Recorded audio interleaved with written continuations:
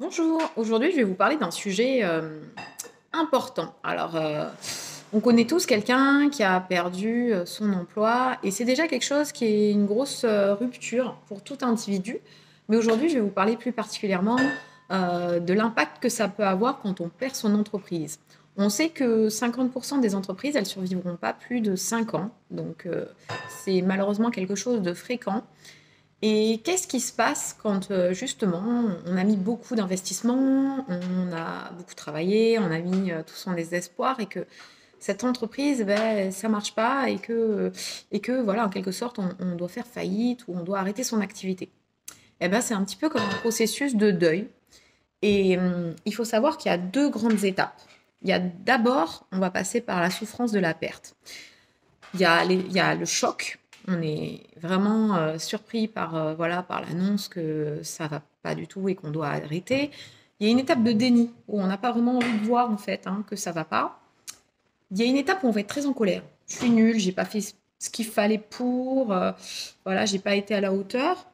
Et vient ensuite une étape de marchandage. Alors, marchandage, ça va être, j'ai envie de la relancer cette activité. Je crois que c'est pas fini. Peut-être qu'il y a encore un espoir. Il y a une autre étape qui vient par la suite, c'est la résignation. Ça, c'est une étape où on va commencer à se dire, bon, ben, il n'y a pas vraiment le choix. Cette activité, elle va s'arrêter parce que, voilà, malheureusement, ça n'a pas marché. Ensuite, vient une étape, une grosse étape plus importante. On va enfin rentrer dans l'acceptation. L'acceptation et la reconstruction. Et c'est là qu'on va prendre un petit peu tous les apprentissages qu'on a eus de cette expérience. Parce que voilà, le but, c'est pas d'en faire un échec, mais au contraire, une expérience. Et qu'on va en tirer tout ce qu'on a appris, que ça va nous servir et qu'on va aller de l'avant. Et c'est là l'étape la plus importante.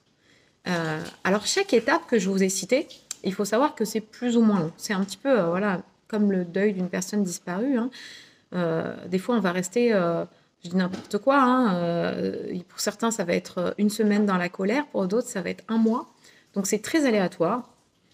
Et en thérapie, justement, je travaille à vous aider à exprimer vos émotions pour que vous puissiez passer à l'étape supérieure et qu'on évite des blocages, voilà, dans certaines étapes, qu'on soit que dans la colère, qu'on soit que dans le déni et que ça nous empêche d'aller de l'avant pour aller au plus vite vers la reconstruction, même si c'est à votre rythme. Voilà, le but, c'est quand même pas de rester des mois et des mois dans ces étapes qui sont pas forcément faciles.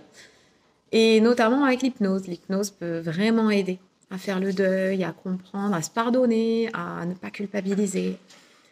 Donc voilà pour le sujet du jour. Peut-être vous connaissez quelqu'un, peut-être que ça vous parle. Eh ben, je vous souhaite une excellente journée. Au revoir.